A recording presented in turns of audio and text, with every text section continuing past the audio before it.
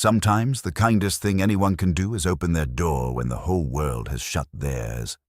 It's a simple act that can change two lives forever. In the winter of 1876, a young woman arrives in Timber Ridge with nowhere else to go. The town turns her away. As darkness falls and the cold sets in, she faces a night alone that she might not survive. Then a mountain man who keeps to himself steps forward. He offers her his cabin for the night. One act of kindness becomes something more. Two people who've been hurt by life find something unexpected in each other. What drove her to this frozen town, and why does he live alone in the mountains? Before we continue, tell us where you're tuning in from, and if this story touches you, make sure you're subscribed.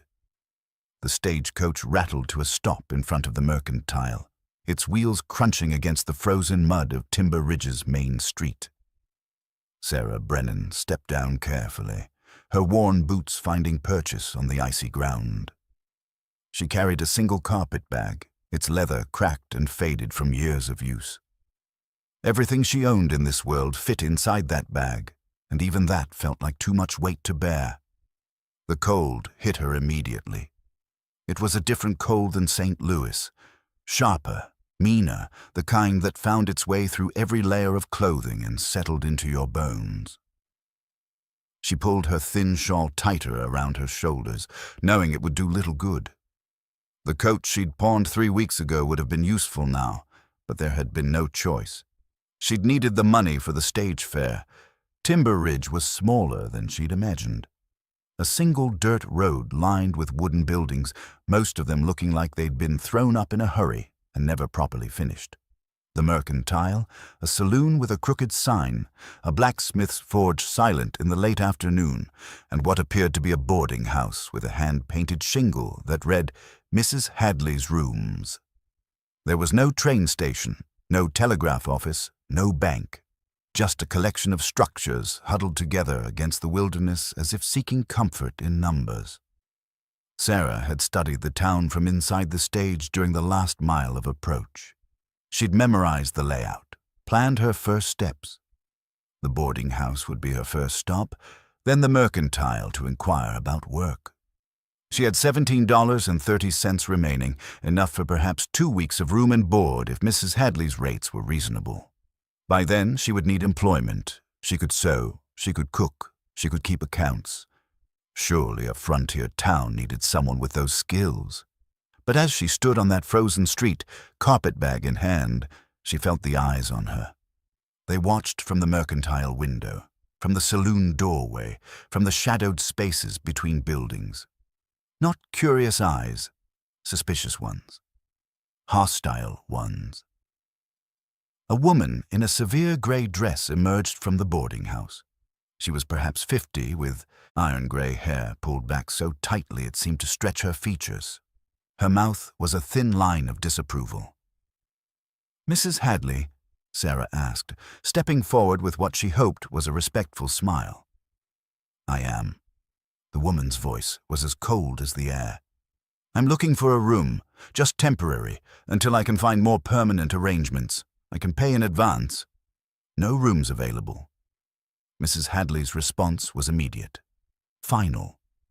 Sarah blinked. "But your sign says, 'No rooms for you.'" The woman's eyes traveled over Sarah's appearance, taking in the worn dress, the thin shawl, the desperate look that Sarah knew she couldn't quite hide. "We don't accommodate strangers in Timber Ridge. Especially not your kind." "My kind." Sarah's voice came out smaller than she intended.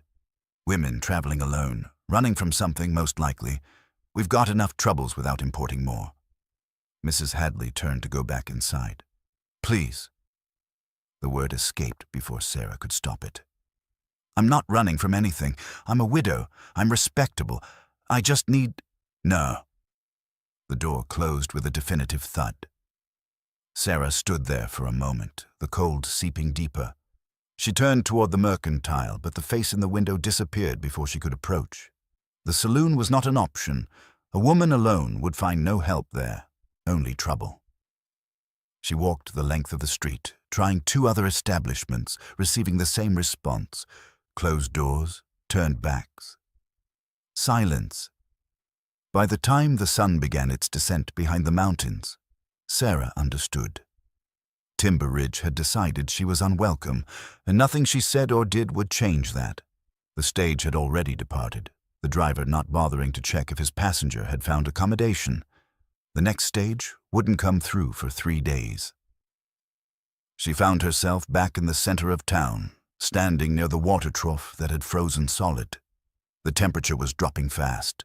She could see her breath, watch it dissipate into the darkening air. Her fingers were numb inside her thin gloves. She had no plan for this scenario.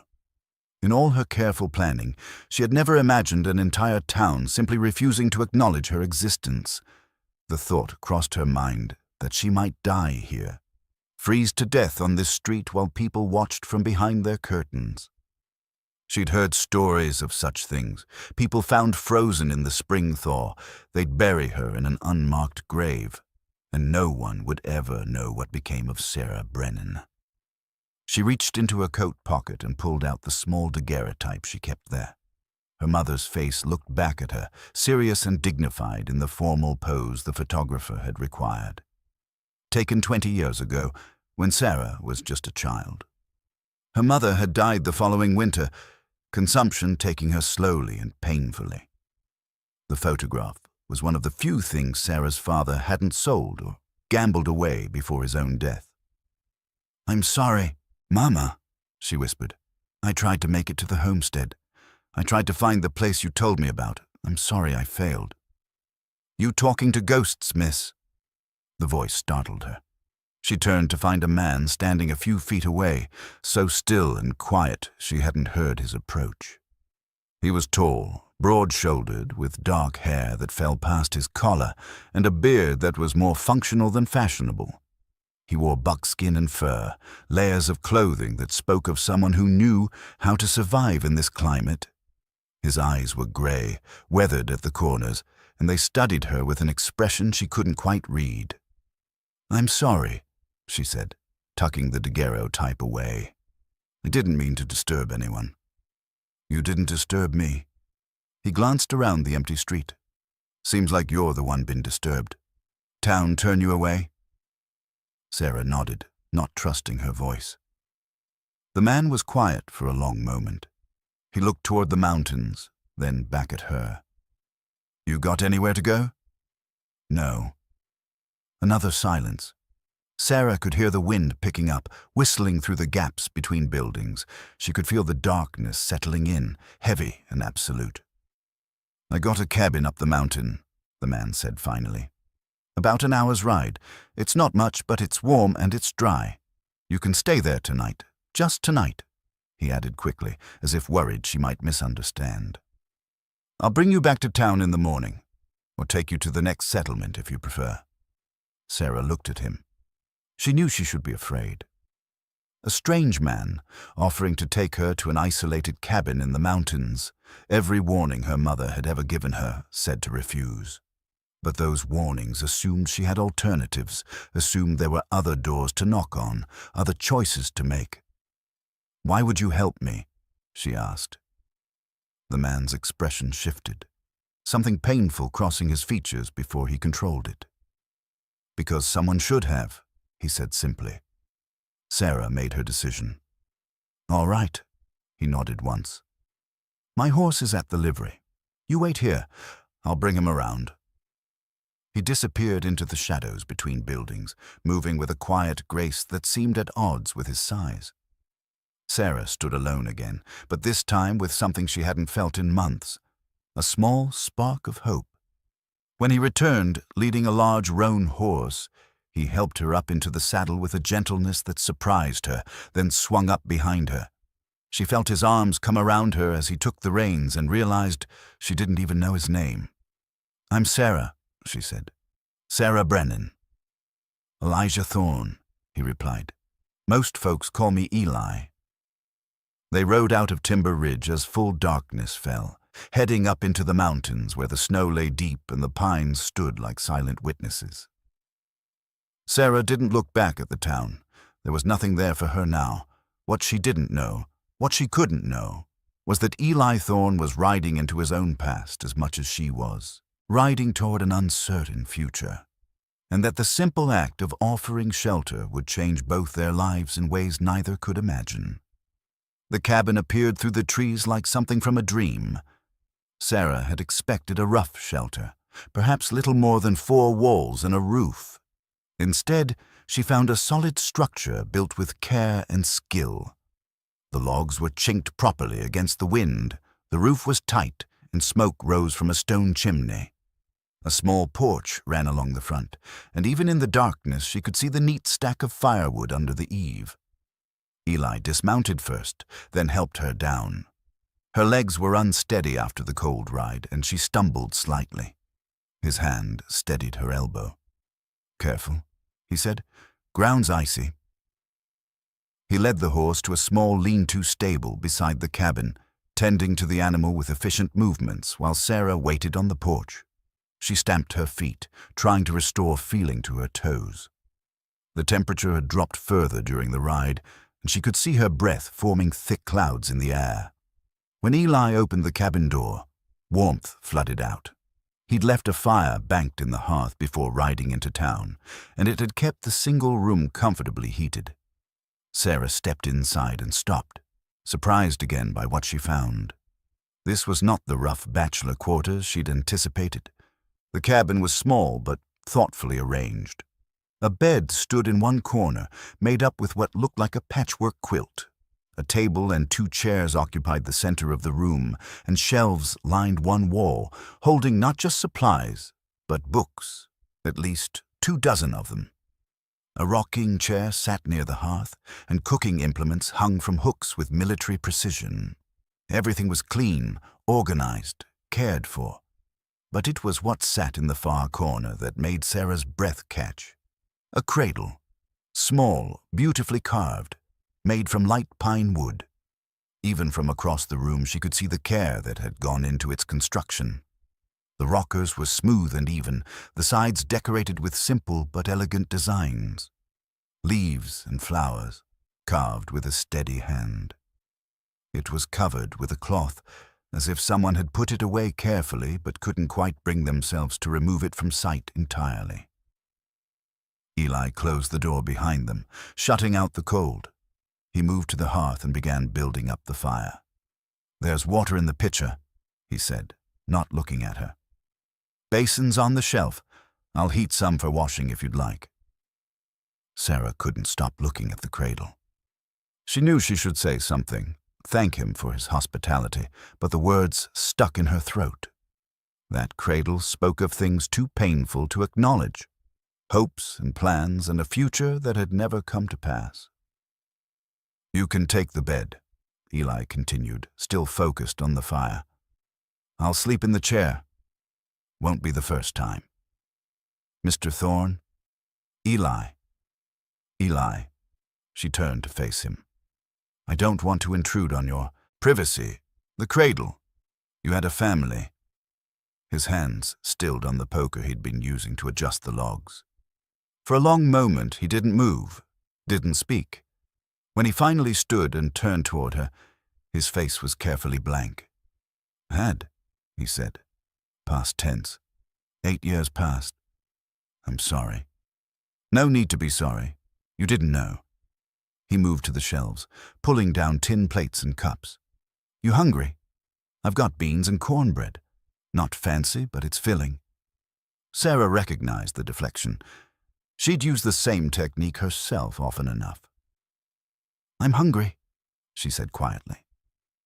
"Thank you." They worked in silence, Eli heating the beans over the fire while Sarah set the table. It felt strange, this domestic routine with a man she'd known for less than 2 hours. But there was something comfortable about it too, as if they'd both played these roles before and remembered the steps. The meal was simple but good. Sarah hadn't realized how hungry she was until she started eating. She'd had nothing since a dry biscuit that morning, and before that her meals had been sparse. Money had been tight for weeks. "How long since you ate proper?" Eli asked, watching her. "A while," she admitted. He pushed the cornbread toward her. Eat what you want. I've got plenty." After they'd finished and cleared the dishes, an awkward silence settled over the cabin. Sarah was exhausted but too aware of the strangeness of her situation to relax. Eli seemed equally uncomfortable, standing by the hearth with his hands in his pockets, clearly unaccustomed to having another person in his space. "I should tell you," Sarah said, "why I came to Timber Ridge. You deserve to know, given that you've shown me such kindness." Eli shook his head. "You don't owe me explanations, but I want to give them." She took a breath. "I'm a widow. My husband died 6 months ago in St. Louis. We had nothing. He'd gambled away what little money we had, and when he died, there were debts. Creditors took everything. I had nowhere to go, no family left, but I remembered something my mother told me before she died, about a homestead her father had claimed out here. She said if I ever needed a place, if I ever needed to start over, I should come west and find it." "So you came looking for the homestead?" "Yes. I have a map. Rough, drawn from memory, but it's something. The land is supposed to be northeast of Timber Ridge, maybe 40 miles.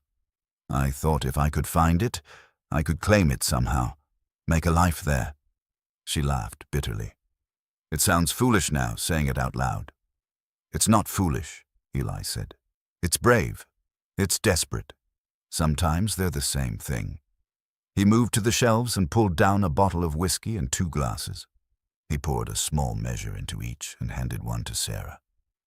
"To new starts," he said. She took the glass, surprised. "You believe in those?" "I want to." He drank, then set his glass down. "My turn for honesty. I came up here 80 years ago to get away from people. From everything. My wife, her name was Catherine, she died in childbirth. The baby died too. A girl, we'd already picked out the name Emma." Sarah felt tears prick her eyes. "Eli, I'm so sorry. I was a school teacher in Denver. Had a good life, or so I thought. When Catherine died, something in me broke. I couldn't stay there anymore. Couldn't walk the streets where we'd walked together. Couldn't live in the house where she died. So I came up here. Built this cabin. Stayed away from people. It was easier that way." "Why did you come into town today?" He was quiet for a moment. "Supplies. I go in every few weeks, get what I need, leave. Usually nobody talks to me and I don't talk to them, but today I saw you standing there, and I saw how they were treating you and—" He stopped, searching for words. "I just couldn't ride away. Couldn't leave you there to freeze." "Because of Catherine?" "Because it was the right thing to do." He met her eyes. "And maybe because I'm tired of being alone up here with ghosts." Thunder rumbled in the distance. They both looked toward the door, though they couldn't see outside. The wind had picked up, rattling the shutters. "Storm's coming," Eli said. "Big one, by the sound of it." "Will it be bad?" "Could be. These mountain storms can last days." He moved to the window and opened the shutter a crack, peering out. Snow was already falling, thick and fast. He closed the shutter and turned back to her. "Might be more than one night if this keeps up." "That going to be a problem?" Sarah thought about Timber Ridge, about the closed doors and cold faces. "No," she said. "No problem at all." But even as she said it, she felt the weight of the situation. Trapped in a remote cabin with a stranger, cut off from civilization by a storm. Every propriety she'd been taught said this was wrong, dangerous, foolish. Yet sitting there in the warm cabin, watching Eli bank the fire for the night, she felt safer than she had in months. The storm hit in earnest around midnight. Sarah lay in the bed. Eli had insisted, refusing her protests, listening to the wind howl around the cabin. She could hear him in the rocking chair, the slight creak of wood as he shifted position. Neither of them slept much that first night. By morning, the world outside was buried in snow. 3 feet had fallen, and it was still coming down. Eli opened the door just wide enough to gauge the situation, then closed it quickly against the cold. "We're snowed in," he said. "Could be a week before it's safe to travel." Sarah sat up in bed, wrapped in the quilt. A week? Maybe more. These storms don't play by rules. He moved to stoke the fire.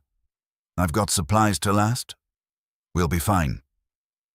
But Sarah could see the tension in his shoulders, hear it in his voice. A week trapped together. Two strangers with painful pasts and uncertain futures.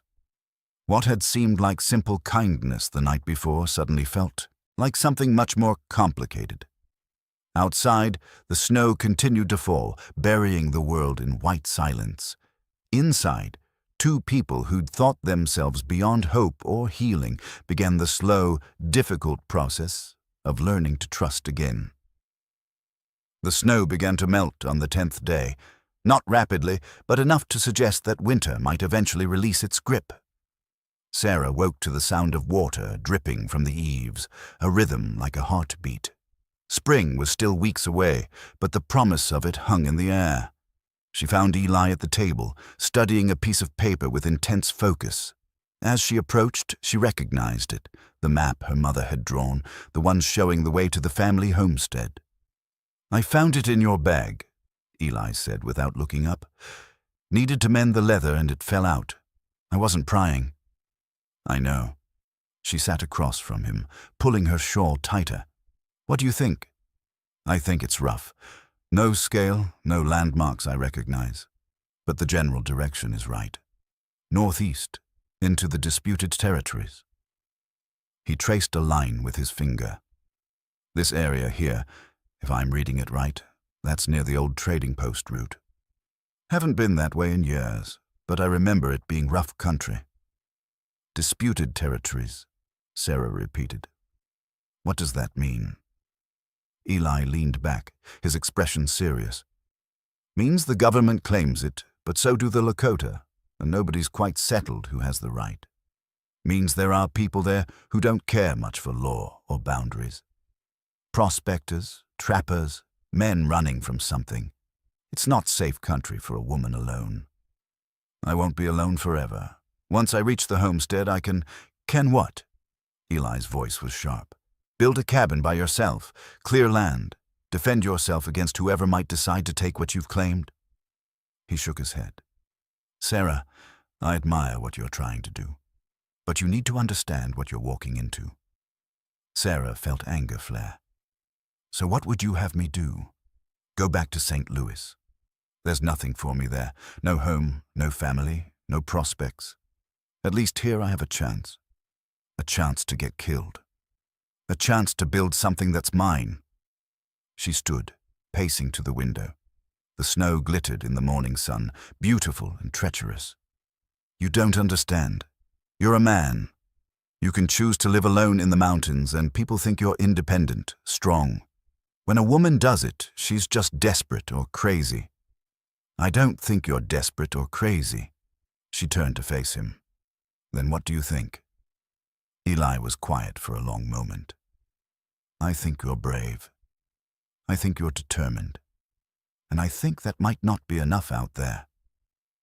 The truth in his words stung because Sarah had thought the same thing herself, late at night when doubt crept in. But hearing it spoken aloud made it real in a way she wasn't ready to face. "The weather's clearing," she said, changing the subject.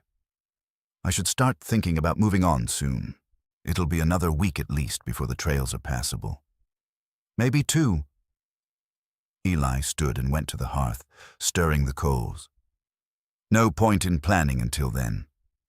But they both knew that wasn't true. Every day that passed was another day of familiarity, another day of comfort, another day of something growing between them that neither wanted to acknowledge. That afternoon, Eli suggested they go hunting. "Meat's getting low," he said, "and you should learn how to track and shoot properly if you're set on going to that homestead." They bundled into warm clothes and headed into the forest. Eli moved through the snow with practiced ease, teaching Sarah to read the signs. Tracks, broken branches, disturbed snow. He showed her how to move quietly, how to breathe, how to wait. They found a small group of deer near a stand of aspens. Eli positioned Sarah, helped her steady the rifle, showed her where to aim. "It's not about killing," he said quietly. "It's about respect. Taking only what you need. Making it quick and clean. You understand?" Sarah nodded. She'd never fired a gun before coming to the cabin. Eli had been teaching her to shoot at targets, but this was different. This was life and death, sustenance and survival. She pulled the trigger. The deer fell, clean, quick, just as Eli had taught her. Afterward, as they prepared the kill, Eli said, "You did well. Not many people can make that shot the first time. I had a good teacher." They worked together, falling into a rhythm that felt natural. Sarah's hands were steady as she helped with the butchering, following Eli's instructions. She'd helped prepare chickens back in St. Louis, but this was different, harder, more visceral, more honest somehow. "My father used to say that anyone who eats meat should know how to prepare it," Sarah said. "Should understand what goes into putting food on the table. Thomas thought that was barbaric. He wanted a wife who kept her hands clean." "What did you want?" Sarah considered the question. "I wanted to be useful, to matter. In St. Louis, I was just Thomas's wife, just another woman keeping house and pretending not to notice when he disappeared for days. Here," she gestured around them at the forest, the mountains, the vast sky. "Here I feel like I could actually be someone." "You are someone," Eli said. "You were someone in St. Louis, too. Place doesn't make the person. Maybe not, but it can give you room to grow into who you're meant to be." They carried the meat back to the cabin as the sun began to set, painting the snow in shades of pink and gold. Sarah felt tired but satisfied, as if she'd accomplished something real. That evening, they prepared dinner together. Fresh venison steaks, fried potatoes, the last of the wild onions Eli had stored. They ate in comfortable silence, the kind that comes when words aren't necessary. After dinner, Eli pulled out a harmonica and played a few simple tunes. The music was sweet and melancholy, filling the cabin with a kind of gentle longing. Sarah found herself swaying to the rhythm, remembering dances from her youth. "Dance with me," she said impulsively. Eli stopped playing. "What?" "Dance with me. Just for a moment. When was the last time you danced?" "Catherine's funeral. People danced after. Celebration of life, they called it." His expression was distant. "I couldn't. Just stood there watching." "Then it's been too long." Sarah stood and held out her hand. "Please." For a moment she thought he'd refuse. Then, slowly, he set down the harmonica and stood. He took her hand, his other hand settling at her waist. They moved slowly across the cabin floor, no music except the crackle of the fire and the sound of their own breathing. It was the closest they'd been since that night when she'd had the nightmare. Sarah could feel the warmth of him, the solid presence. She could smell wood smoke and pine and something uniquely Eli. His hand at her waist was gentle but firm, guiding her through turns. "I'd forgotten," Eli said quietly, "what this felt like." "What?" "Being close to someone, not being alone." Sarah looked up at him. In the firelight, his eyes were soft, vulnerable in a way she'd never seen before. "You're not alone," she said. "Not anymore. Neither are you." They stopped moving, though neither let go. The moment stretched between them, full of possibility and fear and something that felt dangerously like hope. Then Eli stepped back, breaking the contact. "It's late. You should rest." Sarah nodded, recognizing the retreat for what it was. "Good night, Eli." "Good night, Sarah." But as she lay in bed that night, she could still feel the warmth of his hand, the strength of his presence, and she knew, with absolute certainty, that leaving this cabin was going to be harder than she'd ever imagined. Spring arrived slowly, in increments. Each day brought a little more melt, a little more bird song, a little more green pushing through the retreating snow. And with it came the unspoken knowledge that Sarah's time at the cabin was drawing to a close. Eli had taken to disappearing for hours, checking trap lines he claimed needed attention, scouting trails he said might be passable soon. Sarah knew he was avoiding the inevitable conversation, and she let him. She wasn't ready for it either. On a particularly warm afternoon, when the sun felt almost friendly and the air smelled of mud and growing things, Eli returned to the cabin carrying something wrapped in oilcloth. He set it on the table with unusual care. "I've been saving this," he said. "Didn't seem right to open it alone." Sarah came to the table, curious.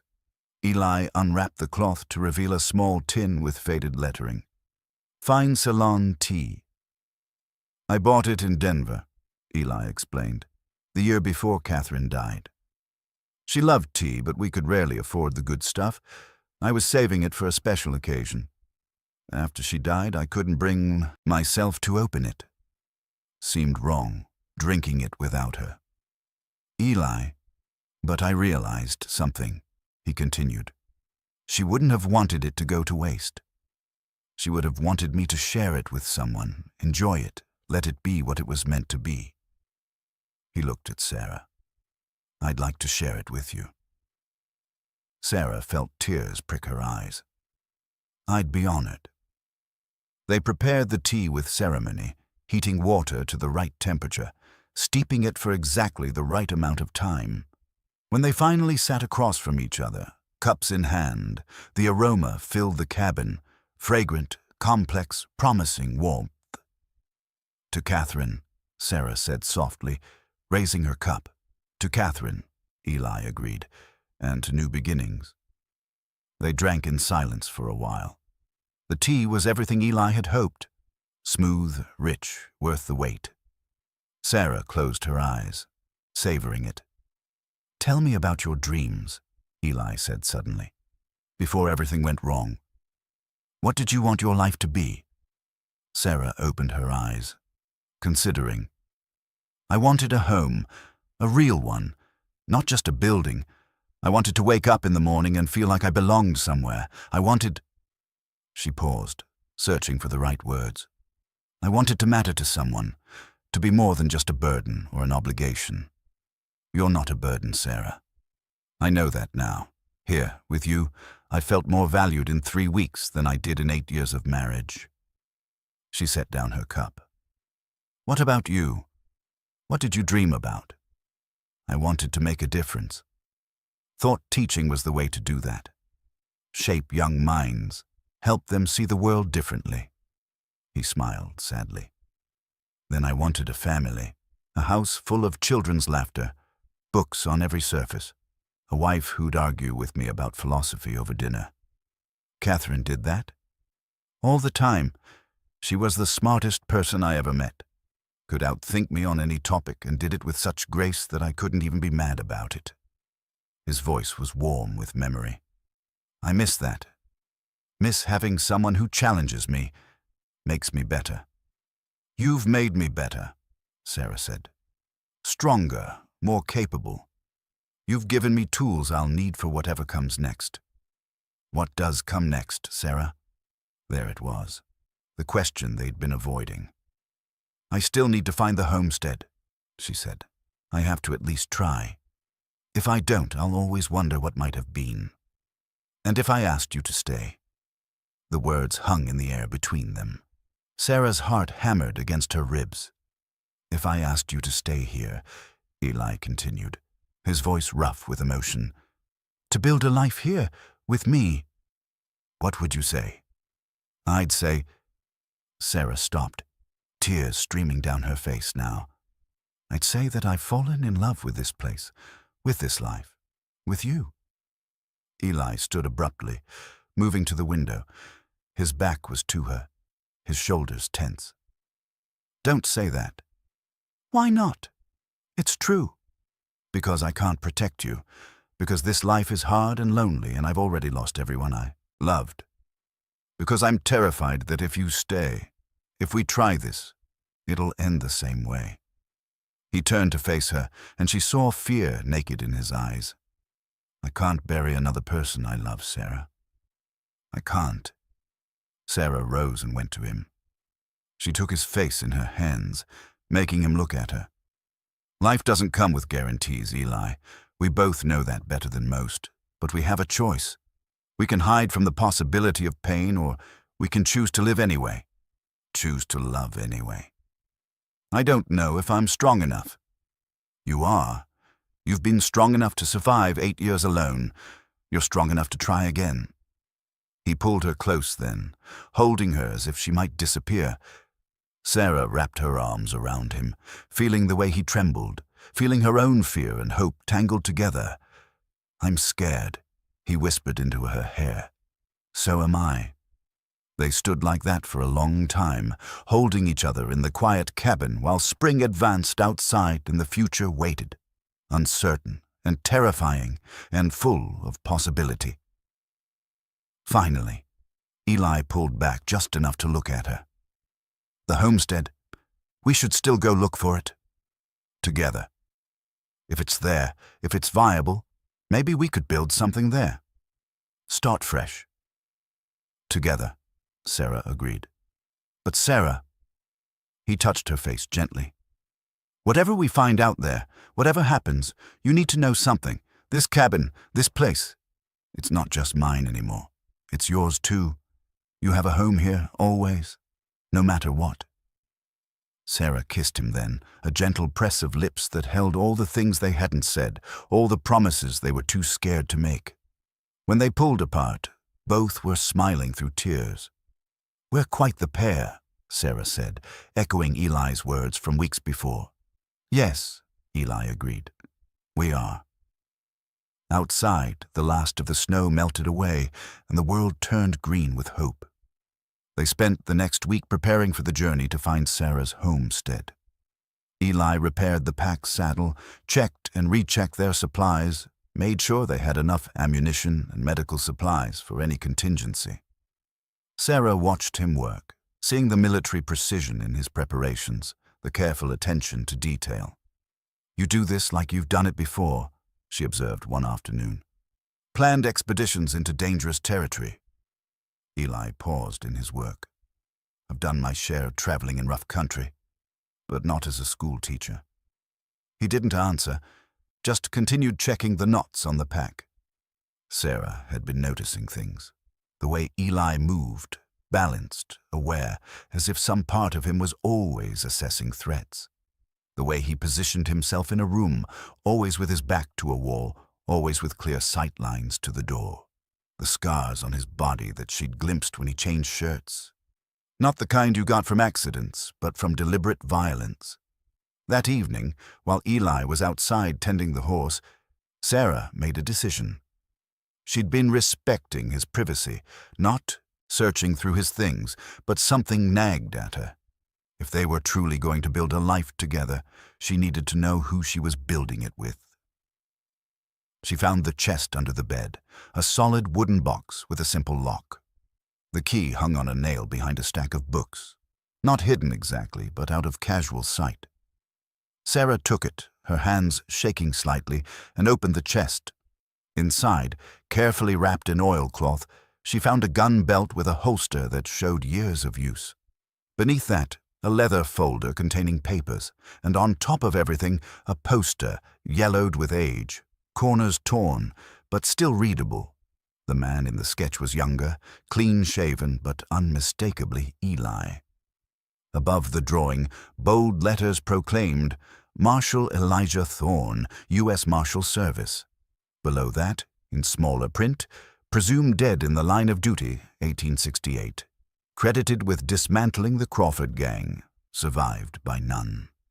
Sarah's hands trembled as she unfolded the poster completely. There was more. A list of the gang members Eli had brought to justice, a mention of extraordinary valor under fire, a note about a widow and unborn child. She heard the cabin door open and quickly tried to fold the poster, but it was too late. Eli stood in the doorway, frozen, his eyes locked on what she held. Sarah, you are a marshal. Her voice came out flat, shocked. Not a school teacher, a U.S. Marshal. Eli closed the door slowly and leaned against it. I was both. I taught school for 5 years before I joined the Marshal Service. Catherine wanted me to stay teaching, but he gestured helplessly. I thought I could do more good bringing criminals to justice. You hunted the Crawford gang. Yes. And they killed Catherine. Eli flinched as if struck. Yes. Sarah set the poster down carefully on the table. Tell me everything. The truth this time. Eli moved to the hearth, staring into the flames. When he finally spoke, his voice was distant, as if he were recounting someone else's story. James Crawford ran the most violent gang in the territory. Robbery, murder, didn't matter. If there was money in it, they'd do it. I spent 2 years tracking them. Finally caught James and 3 of his men in a town called Redemption. There was a gunfight. I killed James. The others were hanged. He paused, his jaw tight. But James had a younger brother, Marcus. He wasn't with them that day. When he found out what happened, he swore revenge. Started hunting me the way I'd hunted his brother. Eli's hands clenched into fists. I'd taken precautions, moved Catherine to a safe house in Denver, had deputies watching her, but Marcus was patient. He waited until she was alone, until the deputy stepped away for just a moment. That's when he struck. Sarah felt tears streaming down her face. Oh, Eli. I found her. Found them both. His voice cracked. Marcus left a message. Said this was just the beginning. Said he'd take everything from me the way I'd taken everything from him, so I hunted him, killed 2 of his men. But before I could get to Marcus himself, the Marshal Service pulled me back. Said I was too compromised, too vengeful. They were right, but I didn't care. He turned to face Sarah, and she saw the anguish in his eyes. So I faked my death, staged it to look like I died tracking Marcus into the mountains. Let everyone believe it. The service, my family back east, everyone. Then I came here, built this cabin, hid. I told myself I was protecting others, that if Marcus thought I was dead, he'd stop hunting. But the truth is, I was running. I was a coward. You're not a coward, Sarah said firmly. I've been hiding for 8 years while Marcus Crawford has been free, probably hurting other people, and I've done nothing. Sarah moved to him, forcing him to look at her. You survived. That's not nothing. You built a life here. You saved me. And now I've put you in danger too. Eli's voice was bitter. Because Marcus is still out there, and if he ever finds out I'm alive... Wait. Sarah's blood ran cold. Is that why the town turned me away? Marcus Crawford? Eli nodded slowly. I saw his men in Timber Ridge 2 weeks before you arrived. They've been in the area, asking questions, shaking down homesteaders. The town's scared. They probably thought you were connected somehow, or that helping you would draw attention. Sarah's mind raced. Those riders we saw from the cabin, Crawford's men. I recognized one of them, a man named Sutter. He rode with Marcus back in the day. Eli grabbed her shoulders. Sarah, if they know I'm alive, if they've been watching the cabin, they'll know about me. The implications crashed over them both. Sarah wasn't just a woman looking for a homestead anymore. She was connected to Eli, which meant she was a target. A way to hurt him. We need to leave, Eli said, already moving toward the chest. Tonight, head into the mountains where they can't track us easily. Or we stand and fight. Eli stopped. What? You heard me. You've been running for 8 years. Maybe it's time to stop. Sarah's voice was steady despite her fear. You said Marcus has been hurting people. How many more will he hurt while you hide? How many more lives will he destroy? Sarah, you don't understand what you're asking. This isn't some romantic notion of justice. This is survival against a man who's spent 8 years nursing his hatred. Then teach me. You trained as a marshal. You know tactics, strategy. You know how to fight. She met his eyes. I'm not asking you to do this alone. I'm asking you to let me stand with you. Eli stared at her as if seeing her for the first time. You'd risk your life for this? For me? I'd risk my life for us. For the chance to build something real, something we don't have to hide. And for all those people Marcus Crawford is still terrorizing. Sarah took his hand. You gave me shelter when no one else would. You gave me hope. Now let me give you something. A reason to stop running. A reason to fight. For a long moment, Eli said nothing. Then he reached into the chest and pulled out the gun belt. The leather was old but well maintained, the metal still gleaming. He looked at it, then at Sarah. If we do this, he said quietly, there's no going back. We'll be committed, and it might end badly. Everything might end badly, but at least we'll face it together. Eli strapped on the gun belt, and Sarah watched his entire demeanor change. The gentle mountain man receded, and something harder, more dangerous emerged. This was Marshal Elijah Thorne, the man who'd taken down the Crawford gang. He reached back into the chest and pulled out a tarnished silver badge. He looked at it for a long moment, then pinned it to his shirt. Then we do this right, he said. We gather intelligence, we prepare, and when the time comes, we end this. Once and for all. Sarah nodded. Where do we start? We start, Eli said, his voice hard with resolve, by finding out exactly what Marcus Crawford is doing in Timber Ridge, and then we make him wish I'd stayed dead. Outside, the spring night was peaceful, birds settling into their roosts, the world calm and serene. But inside the cabin, two people prepared for war. The next 3 days transformed Eli completely. The gentleman who taught Sarah to track deer and read the sky gave way to someone Sarah barely recognized. Focused, tactical, dangerous. But it wasn't a bad transformation. It was like watching someone step back into a skin they'd shed years ago, one that fit better than they'd wanted to admit.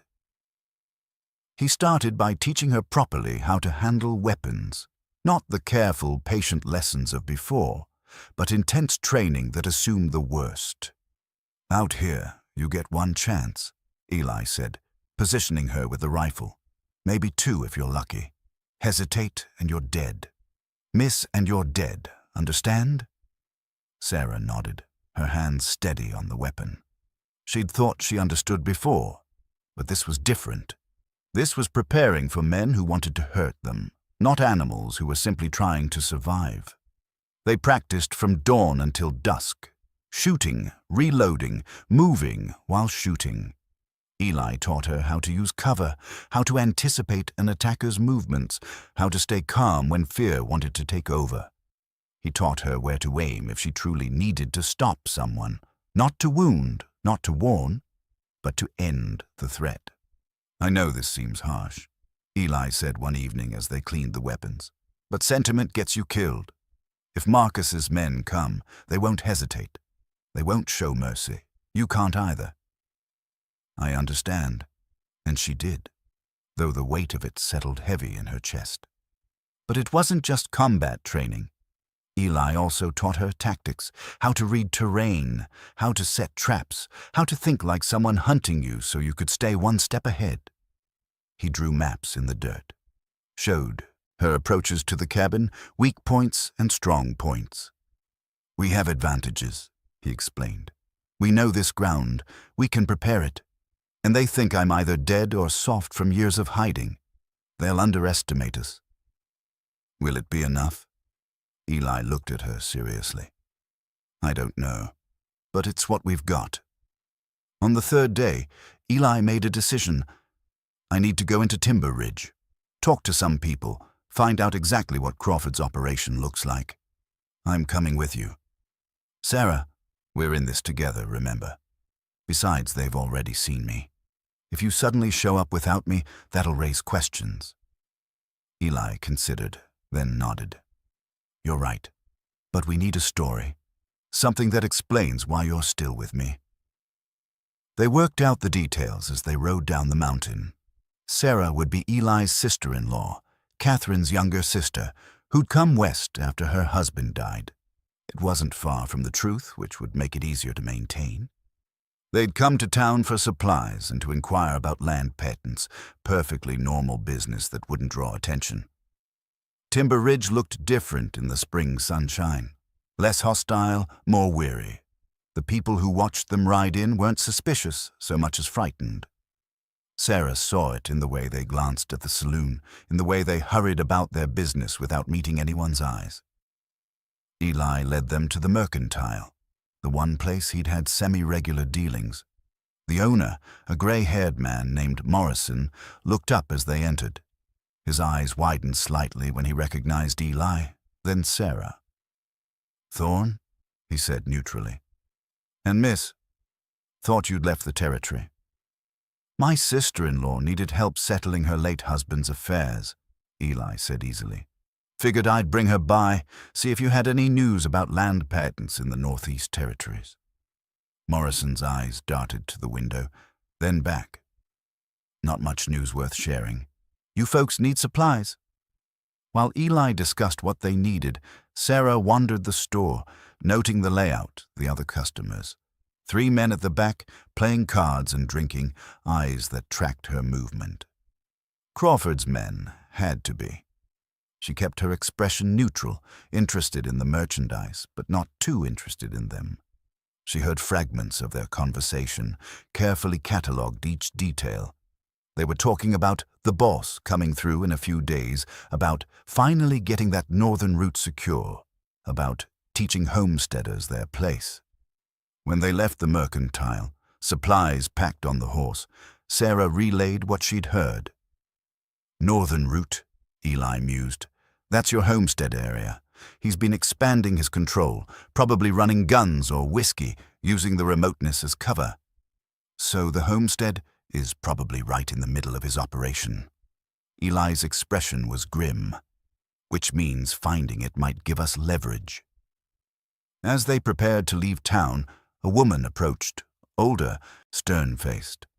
Mrs. Hadley, the boarding house owner who'd turned Sarah away. "Miss," she said quietly, urgent, "I need to speak with you. Alone." Eli tensed, but Sarah touched his arm. "It's all right." Mrs. Hadley pulled Sarah into the narrow space between buildings.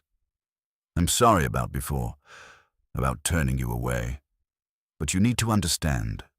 Those men, Crawford's men, they've got this town under their thumb. They threatened to burn out anyone who helped strangers. We've got children here, families. We couldn't risk it." "I understand," Sarah said, and meant it. "But you need to leave. You and Thorne, they're talking about making examples. They know he was a marshal once, and they know you're with him now. Marcus Crawford himself is coming. 3 days, maybe 4. And when he gets here..." Mrs. Hadley's voice cracked. "Please, just go." Sarah thanked her and returned to Eli. As they rode out of town, she told him what Mrs. Hadley had said. 3 to 4 days. Eli's voice was thoughtful. "That's not much time." "Time for what?" "To prepare, to choose our ground." He looked at her. "We can't run, Sarah. Even if we wanted to, he'd track us, and he'd keep terrorizing this territory. But if we can draw him out, face him on our terms, we could end this. Maybe. Or we could die trying." Sarah considered their options as they rode back up the mountain. Running meant a lifetime of looking over their shoulders. Staying meant facing almost certain violence. But at least if they stayed, if they fought, they'd be choosing their fate. "Then we prepare," she said. "We make the cabin defensible. We set traps. We do everything you know how to do from your martial days, and we wait for him to come to us." Back at the cabin, Eli became a different person again, not the gentle mountain man, not even the careful tactician, but something else entirely, a warrior preparing a battlefield.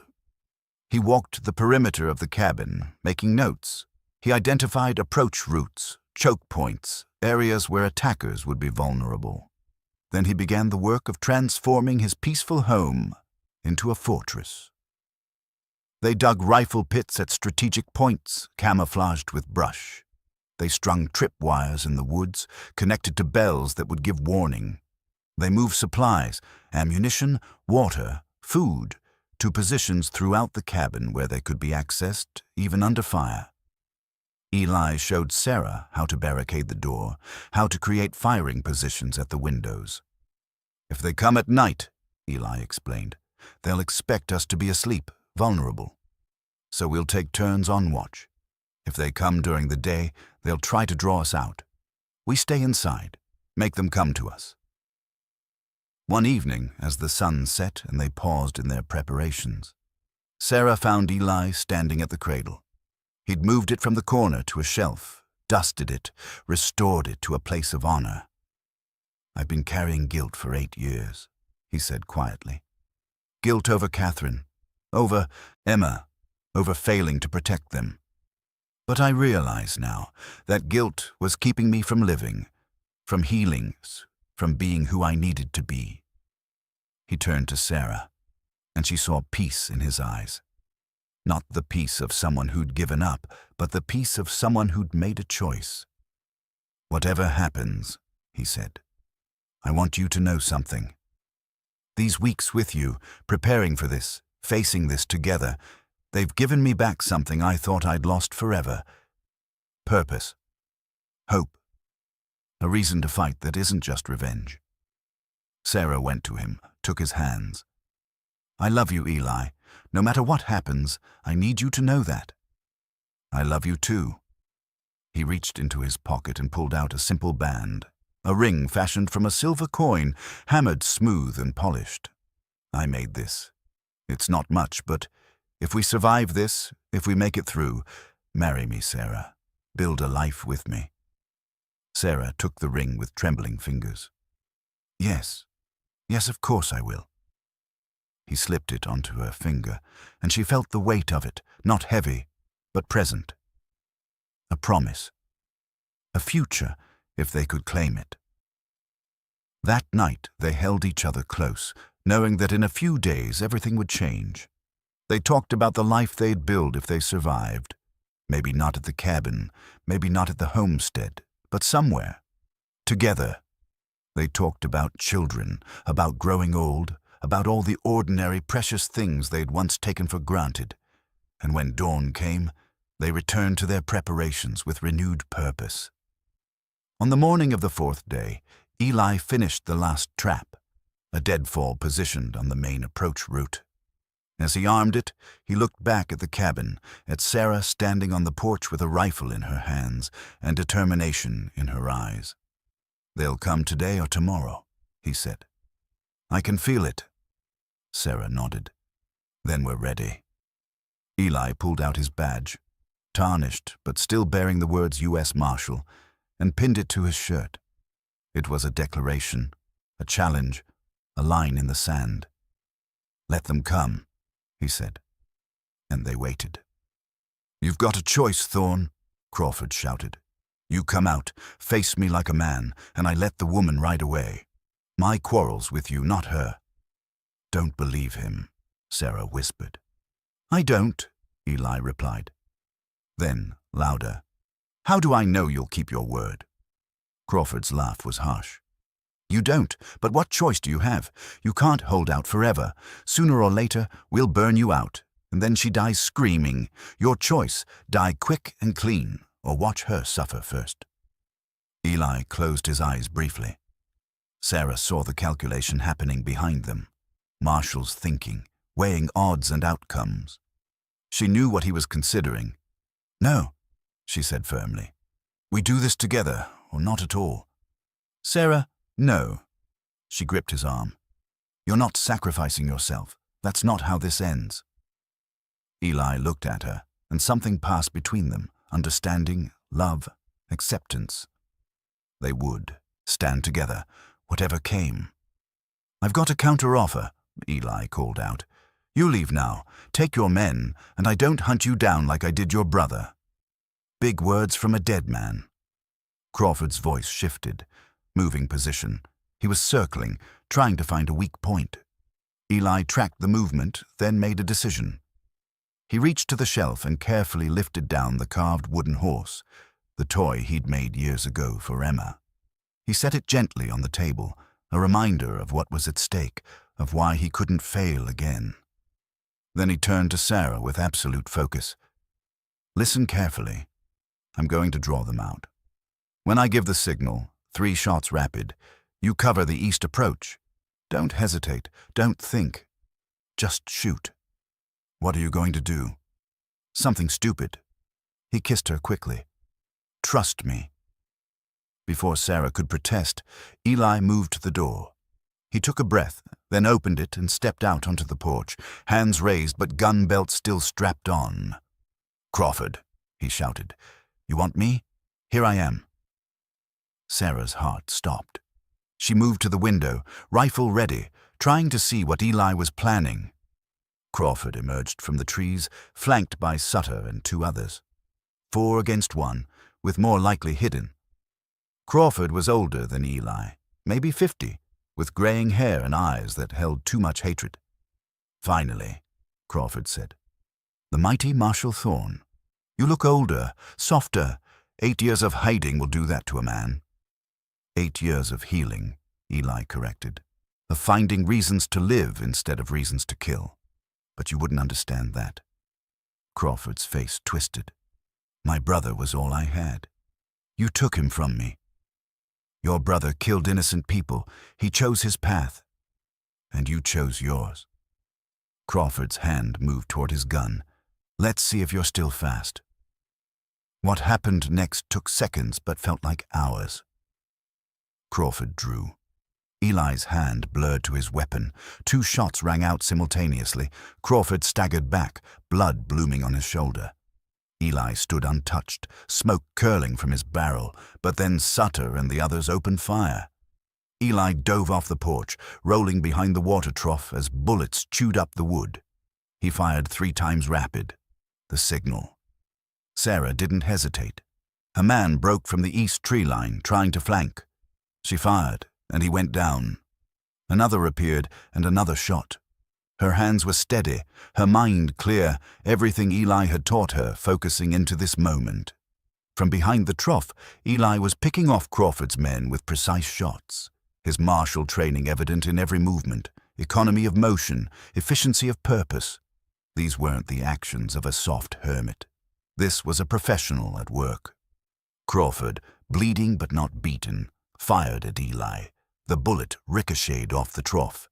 "You think you've won? You think killing me solves anything?" "I don't want to kill you," Eli shouted back. "I want you to stop, to end this cycle." "Never." Crawford lunged forward, firing wildly. Eli had no choice. His next shot took Crawford in the chest.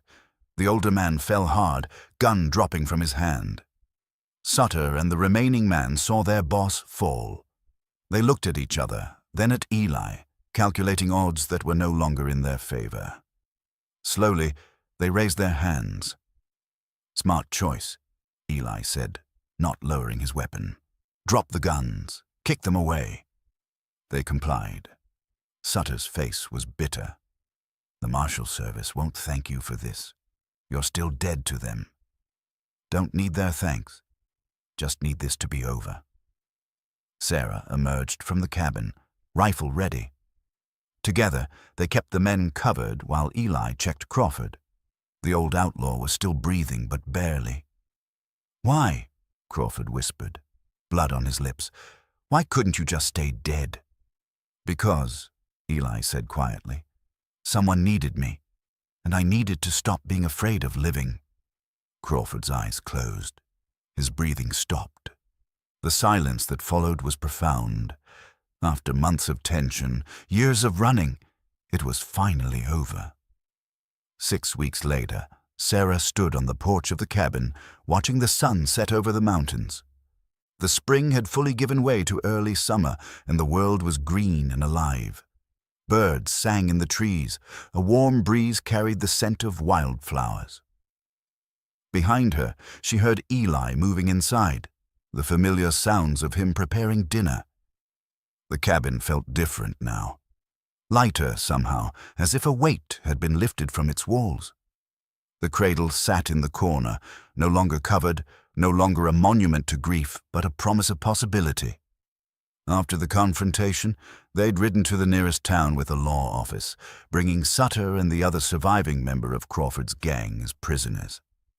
The local marshal had been skeptical at first, a supposedly dead U.S. marshal returning from the grave, but Eli's badge and the evidence of Crawford's crimes spoke for themselves. There had been paperwork, statements, official recognition of Eli's service and his reasons for disappearing. The marshal's service had been gracious, understanding even. They'd offered to reinstate him, but Eli had declined. That life, he'd told them, was behind him now. Timber Ridge had welcomed them back differently the second time. Mrs. Hadley had actually smiled, pressed Sarah's hand, thanked them for freeing the town from Crawford's shadow. Morrison at the Mercantile had offered them credit, insisted on it. The town was finding its footing again, its fear replaced by cautious hope. But Eli and Sarah had decided not to stay in Timber Ridge. They'd found Sarah's homestead, or what was left of it. The land was good, with a stream and meadow protected by hills. The original cabin had collapsed years ago, but the foundation was solid. "It'll take work," Eli had said, surveying the site. "A lot of work, but we could build something good here." "Together," Sarah had agreed. They'd spent the last weeks clearing the land, planning the new cabin, living between the homestead and Eli's mountain cabin while they worked. It was hard labor, but satisfying in a way Sarah had never experienced. Every log they placed, every nail they drove, was building their future. The door opened behind her, and Eli stepped out, 2 cups of tea in his hands. The special Ceylon tea they'd shared weeks ago was long gone, but this was good too. Mint from the wild plants growing near the stream. "Penny for your thoughts," he said, handing her a cup. "Just thinking about how far we've come. A few months ago, I was standing on a frozen street, certain I was going to die. Now," she gestured at the mountains, the sky, the life they were building. "Now I have more than I ever dreamed possible. We both do." Eli wrapped his arm around her waist, pulling her close. "Though I think we should set a date. For the wedding. I thought we'd wait until the new cabin is finished. I'm tired of waiting. We've both waited long enough." He turned her to face him. "Marry me next week. We'll have a simple ceremony, just us and whoever wants to come from town. We'll say our vows right here, on this porch, with the mountains as witnesses." Sarah smiled, feeling tears prick her eyes.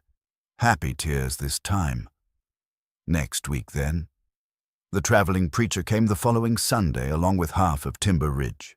Mrs. Hadley brought a cake. Morrison brought his fiddle. Even some of the homesteaders from the surrounding area made the journey, grateful to the couple who'd freed them from Crawford's tyranny. Sarah wore a simple dress, but she'd woven wildflowers into her hair. Eli wore his best shirt, freshly washed, and at Sarah's insistence, his marshal's badge. Not as a symbol of his old life, but as a reminder of the courage and honor he carried. The ceremony was brief but meaningful. They exchanged vows they'd written themselves, promises of shelter and trust, of partnership and love. When the preacher pronounced them married, the crowd cheered, and Eli kissed Sarah as if they were the only 2 people in the world. The celebration lasted into the evening. Morrison played his fiddle while couples danced. Food was shared, stories were told, and for the first time in years, the mountain rang with laughter. As night fell and the guests began to leave, Sarah and Eli stood together, watching the last wagon disappear down the trail. The cabin was theirs again, quiet and peaceful. "Mrs. Thorne," Eli said, testing out the name. "I like how that sounds," Sarah replied. They went inside, and Eli moved to the shelf where the cradle sat. He ran his hand over the smooth wood, his expression thoughtful. "I was thinking," he said quietly, "maybe it's time this had a purpose again. Not right away, but someday. When we're ready." Sarah came to stand beside him, her hand covering his. "Someday," she agreed. "When we're ready." She'd brought something from her old carpet bag, something she'd been working on in the quiet evenings. She showed it to Eli now, a quilt, hand-stitched from scraps of fabric, each piece telling a story. The worn shawl she'd arrived in, a piece of Eli's old shirt, fabric from the clothes they'd worked in while building. It was a patchwork of their journey, sewn together with love. "For our bed," she said, "for our home." Eli took it, running his fingers over the careful stitches. "It's beautiful. You're beautiful." They spread the quilt over their bed, and Sarah thought about all the nights ahead. Nights of warmth and safety, of shared dreams and quiet companionship. She thought about the life they would build, the challenges they would face, the joys they would share. Outside, the mountains stood eternal, indifferent to human struggles and triumphs. But inside the cabin, two people who had found each other in the darkest of circumstances lay down together, ready to face whatever came next. Sometimes the kindest thing anyone can do is open their door when the whole world has shut theirs. Eli had opened his door to Sarah when she needed it most, and in return, Sarah had opened her heart, giving Eli a reason to live again, to hope again, to love again. They had survived the storm together, and now, together, they would build something beautiful in the sunshine.